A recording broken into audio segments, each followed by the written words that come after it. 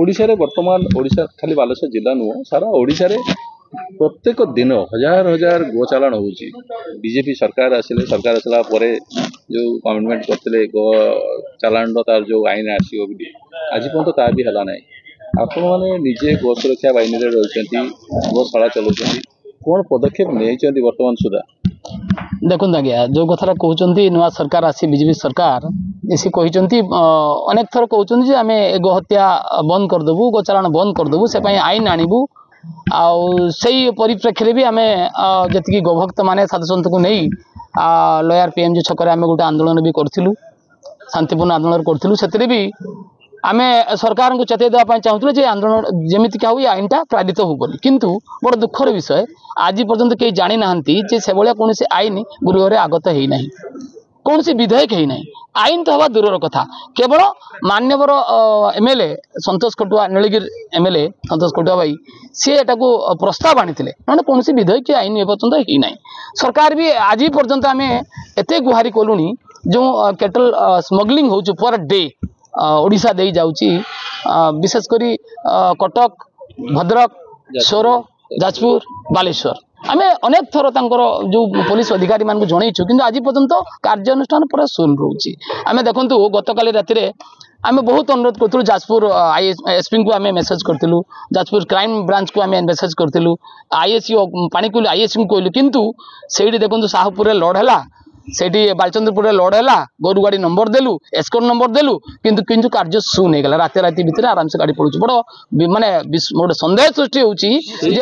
विषय कहूँ आमर बालेश्वर प्रशासन को आम बहुत चेतलु मझे भी बजरंग दल विश्व हिंदू परिषद तरफ आम एसपी को जाकि मुलाकात करूँ एडिशनल एसपी को आम मेमोरांडम देलु जे गोचारण को बंद करने कौन कौन एक्शन ने कि ना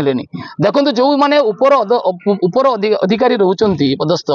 से पूरा गो तस्कर सांगे मिलित भाव रोचे जहाँ सूचना आमको मिलूँ देखो लिमिटेड आम जन दुजर ना आम बार बार लिखिक दूचु यही दुई जनकर 4-5टा गाड़ी कंटिन्यू लड़ौचे सेम जगह लड़ौची साहसपुरा लड़ौची बेलपुर लड़ौची अंतपुर फांडी अंडर बेलपुर आउ साहसपुरा गोपालपुर थाना अंडर बेलपुर पर डे लड़ौची जो दुई जन व्यक्ति गाड़ी लड़ौचे आम प्रतिदिन खबर दूचु किंतु कौन हो प्रत्येक दिन गोरु गाड़ी लड़े वेस्ट बेंगल चल जाऊँगी बड़ा दुखर विषय सब कह खराब लगुच देखो निश्चित भाव में आम जो हिंदुत्व बोली कहूँ आम सनातनी कहूँ सरकार आसिले आम परिवर्तन हम सरकार कौन नहीं पदक्षेप किसी पदक्षेप नहीं ना जहाँ बीजेडी समय थिला पूर्व सरकार समय वर्तमान पर्यंत से ही अवस्था रही अनुरूप अवस्था किसी चेंज है देखु असामाजिक युवक द्वारा समाज नष्ट हुए समाज नष्ट हबार आउ जड़े भी तार दायित्व रही क्या जो मान समाज दायित्व न्यस्त कराई था सी उच्च पदस्थ अधिकारी होता ऑफिसर होता कि पुलिस अधिकारी होता कि नेता मंत्री होता जो मान दायित्व गुरु दायित्व दि से निज कम ठीक से न करेंगे से आवाज न उठे से आमको सहयोग न करेंगे से ये केटल अन्याय जो केटल ट्रांसपोर्टिंग होती विरोध न करेंगे आवाज न उठे किए कौन कर आम कथा तो पुलिस शुणुना जमीका पुलिस कहूँ मो पाखे अनेक केस अच्छी से भाया विश्व हिंदू परिषद अनेक तार विश्व हिंदू परिषद को आरंभ कर हिंदू संगठन अच्छी पाखे बहुत किसी कार्य रही से कार्य को लेकिन तत्परता रोचंती निश्चित भाव में लोकंर तो हिंदुत्व भरोसा धीरे धीरे तुटी तुटी जाऊँ निश्चित भाव में सरकार यथाशीघ्र खूब शीघ्र जदि भाया आईन जदि जो गोहत्या बंद हबार कानून जदि न आनिबे निश्चित भाव में ए सरकार उपर जो आशा भरोसा मान अनेक ओडिया मान आशा भरोसा हिंदू मान से आशा तुटीज आशा तुटी निश्चित भाव में अधपतन हम।